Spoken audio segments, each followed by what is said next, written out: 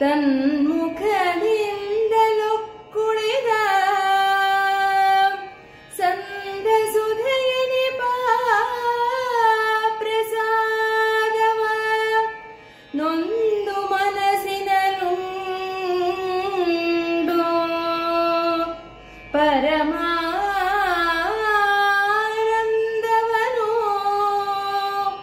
ಪಡೆದವನೇ ಭಕ್ತನು ಬಸವ ಕೇಳಿಂದ ಬಸವ ಕೇಳಿಂದ.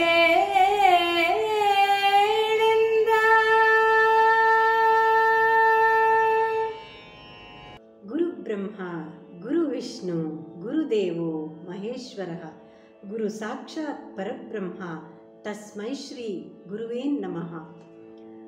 ಅಲ್ಲಮಪ್ರಭುಗಳು ಹೇಳ್ತಾ ಇದ್ದಾರೆ ಗುರುಗಳ ಬಗ್ಗೆ.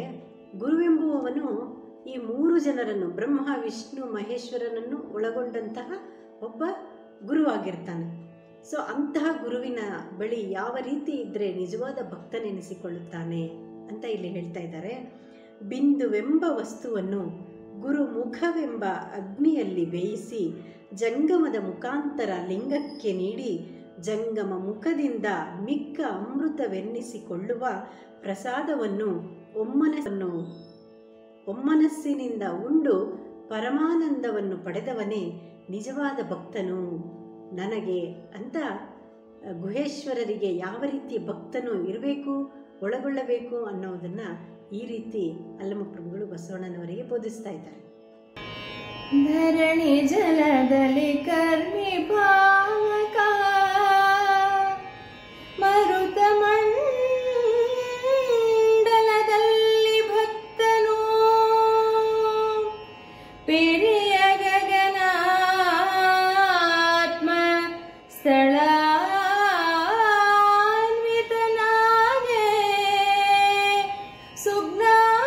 ಸುಜ್ಞಾನಿ ಪರಿವಿಡಿಯಲವನಿಡುಹಿ ನಿಂದರೆ ಪರಕೆ ಪರತರ ವಸ್ತುವಾಗಿಯೇ ನೆರೆದನೆನ್ನಲಿ ಬಳಿಕಲಿ ಆತನು ಬಸವ ಕೇಳಿಂದ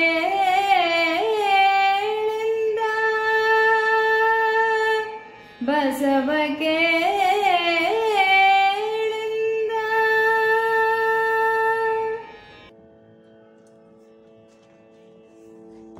ಭಕ್ತನಾದವನು ಭೂಮಿಯನ್ನು ಅನುಸರಿಸಿ ಜಲವನ್ನು, ಜಲವನ್ನು ಅನುಸರಿಸಿ ಅಗ್ನಿಯನ್ನು, ಅಗ್ನಿಯನ್ನು ಅನುಸರಿಸಿ ವಾಯುವನ್ನು, ವಾಯುವನ್ನು ಅನುಸರಿಸಿ ಆಕಾಶವನ್ನು ಮುಟ್ಟಿರಲು ಭೂಮಿಯ ಹಾಗೂ ಜಲದಲ್ಲಿ ಪಾಪಕರ್ಮಿಯು ಅಗ್ನಿಯಾಗಿ, ವಾಯುಮಂಡಲಗಳಲ್ಲಿ ಭಕ್ತನಾಗಿ, ಹಿರಿಯ ಆಕಾಶ ಹಾಗೂ ಆತ್ಮಸ್ಥಳದಲ್ಲಿ ಸುಜ್ಞಾನಿಯಾಗುತ್ತಾ ಅನುಕ್ರಮವಾಗಿ ಸೇರಿ ಅವುಗಳ ಮೇಲೇರಿ ನಿಂತರೆ ಆ ಬಳಿಕ ಪರಾತ್ಪರ ವಸ್ತುವಾಗಿ ಆತನು ನನ್ನನ್ನು ಸೇರುವನು. ಕೇಳು ಬಸವ ಎಂದು ಅಲ್ಲಮಪ್ರಭುಗಳು ಹೇಳ್ತಾ ಇದ್ದಾರೆ. ತನ್ನನೊಲಿ ಮೊಡೆ ಶಕ್ತಿಯಿಂದಲ ತನ್ನನರಿ ಮೊಡೆ ಭಕ್ತಿಯಿಂದಲ ತನ್ನನಳಿ ಮೊಡೆ ಮುಕ್ತಿಯಿಂದಲ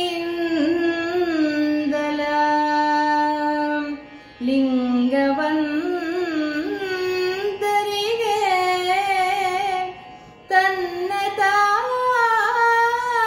ತಾನಿಂತಡರಿ ತನ್ನೊಳು ತನ್ನ ತಾನಾಗಿದ್ದನಾದೊಡೆ ನನ್ನ ನಚ್ಚಿದ ಭಕ್ತನಾದನು ಬಸವ ಕೇಳಿಂದ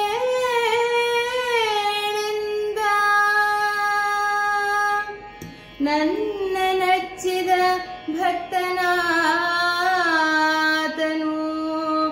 ಬಸವ ಕೇಳಿಂದ.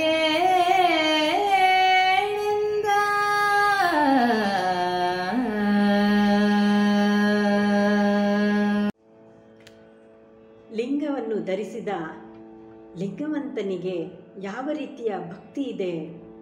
ಲಿಂಗವಂತನಿಗೆ ತನ್ನನ್ನು ಒಲಿಯಲು ಶಕ್ತಿ ಇದೆ, ತನ್ನನ್ನು ತಿಳಿಯಲು ಭಕ್ತಿ ಇದೆ, ತನ್ನತನವನ್ನು ನಾಶಗೊಳಿಸಲು ಮುಕ್ತಿ ಇದೆ. ಹೀಗೆ ತನಗೆ ತಾನೇ ಮೇಲೇರಿ ತನ್ನಲ್ಲಿ ತಾನೇ ಆಗಿದ್ದನಾದರೆ ಆತನು ನನ್ನ ಮೆಚ್ಚಿನ ಭಕ್ತನು ಬಸವ ಕೇಳು ಎಂದನು. ಅಂದರೆ ಈ ಲಿಂಗಕ್ಕೆ ಒಲಿದಂತಹ ಭಕ್ತನಿಗೆ ಯಾವ ರೀತಿ ತನ್ನನ್ನು ತಾನು ಅರಿಯುತ್ತಾ ಆತ ಈಗ ಅಹಂ ಬ್ರಹ್ಮಾಸ್ಮಿ ಅನ್ನುವ ಮಾತಿನಂತೆ ಎಲ್ಲ ಈ ಜಂಜಡಗಳನ್ನು, ಈ ಸೃಷ್ಟಿಯಲ್ಲಿ ಯಾವ ಯಾವ ಆಮಿಷಗಳಿವೆ ಅವಕ್ಕೆಲ್ಲ ಒಳಗಾಗದೆ, ಮಾಯೆಗೆ ಒಳಗಾಗದೆ ತನ್ನನ್ನು ತಾನೇ ಅರಿತುಕೊಂಡು ಆತನಲ್ಲಿರುವ ಶಕ್ತಿ ಇದೆ, ಅವನಲ್ಲಿ ಶಕ್ತಿಯೂ ಇದೆ, ಭಕ್ತಿಯೂ ಇದೆ, ಮತ್ತು ಮುಕ್ತಿ ಪಡೆಯುವಂತಹ ಒಂದು ಯೋಗವಿದೆ. ಅದನ್ನು ಅರಿತುಕೊಂಡು ತಾನೇ ತಾನಾದಾಗ ಅವನು ನನಗೆ ನಿಜವಾದ ಭಕ್ತನು ಅಂತ ಅಲ್ಲಮಪ್ರಭುಗಳು ಹೇಳ್ತಾ ಇದ್ದಾರೆ. ಶುದ್ಧವೆನಿಪ ಪೂರ್ವ ಪಶ್ಚಿಮ ಸಿದ್ಧ ಮುದ್ರಾ ಬಂಧ ಮೊದಲಾಗಿದ್ದ ನಾನಾ ಪರಿಪರಿಯ ಯೋಗೋಪದೇಶಗಳ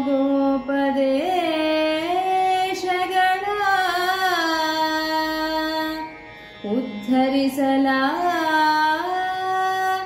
ಬಸವರಾಜನ ಬುದ್ಧಿ ಪ್ರಜ್ವಲವಾಗಿ ಪಸರಿಸುತ್ತಿದ್ದುದ ಏನೆಂದೆಂಬೆನ ಪ್ರಭುಲಿಂಗನೊಲುಮೆಯನು ಪ್ರಭುಲಿಂಗನೊಲುಮೆಯನು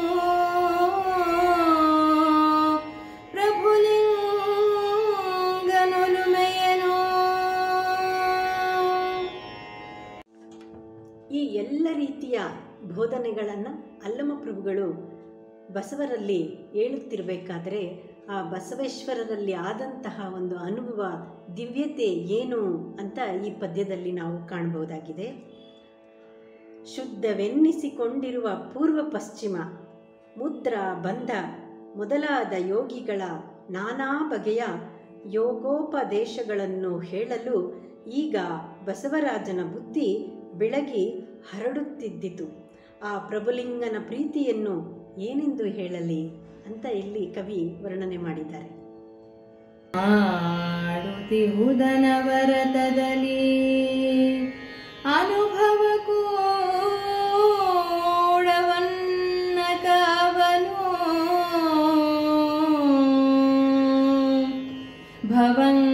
ಭವಂಗಳ ಗಾಢದಲ್ಲಿ ಗಮನಿಸುವುದು ಊರ್ಧ್ವಪದ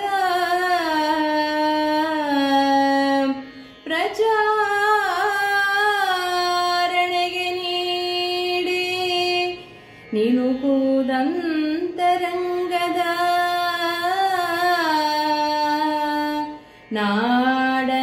ನಾಡನಾಳುವೊಡಿ ಪ್ರಕಾರವ ಈ ಪ್ರಕಾರವ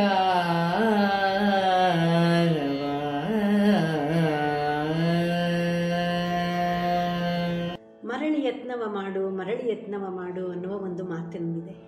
ಅದೇ ತರಹ ಇಲ್ಲಿ ಅನುಭವಗಳನ್ನು ಸದಾ ಮಾಡುತ್ತಿರುವುದು, ಅನುಭವಗಳು ಉಂಟಾಗುವವರೆಗೂ ತೀವ್ರವಾಗಿ ಅವಲೋಕಿಸುತ್ತಿರುವುದು, ಊರ್ಧ್ವಗತಿಯು ಕೈಗೆ ನಿಲುಕುವವರೆಗೂ ಚೆನ್ನಾಗಿ ಸಾಧಿಸುತ್ತಿರುವುದು.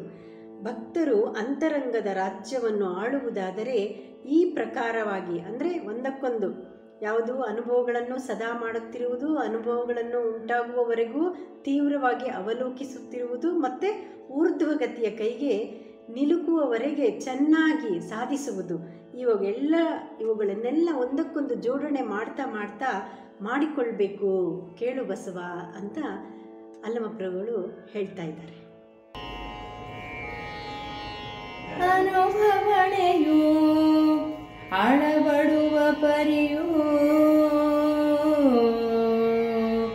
ತನುಮತವನೊಳಗೊಂಡ ನಿಶ್ಚಲದನುವನಂಗೀಕರಿಸಿ ನೀ ವಿರಲಾದಿನಂಗಳಲ್ಲಿ ಮನವೊಲಿದು ನಾ ಬಂದು ಮೇಲಡೆ ನೆನಹಿದ ಕ್ಷಣ ಅರುವ ಮಾಡುವೆನು ತಲ ಪ್ರಭುರಾಯನ ಬಸವಣ್ಣಗಿಂತೆಂದ ಬಸವಣ್ಣಗಿಂತೆಂದ ಬಸವಣ್ಣಗಿಂತೆಂದ. ಈ ಅನುಭವಗಳನ್ನು ಪಡೆಯುತ್ತಾ ಪಡೆದನೆಂದು ಸುಮ್ಮನೆ ಕೂರದೆ ಅವುಗಳನ್ನು ಅವಲೋಕಿಸುತ್ತಾ ಮತ್ತು ಊರ್ಧ್ವಗತಿಯು ಕೈಗೆ ನಿಲುಕುವವರೆಗೂ ಸಾಧನೆ ಮಾಡುತ್ತಲೇ ಇರುವಂತಹ ಒಂದು ಅನುಭವ, ಅಂದರೆ ನಿರತ ಕಾರ್ಯಗಳನ್ನು ಮಾಡುತ್ತಿರಬೇಕು.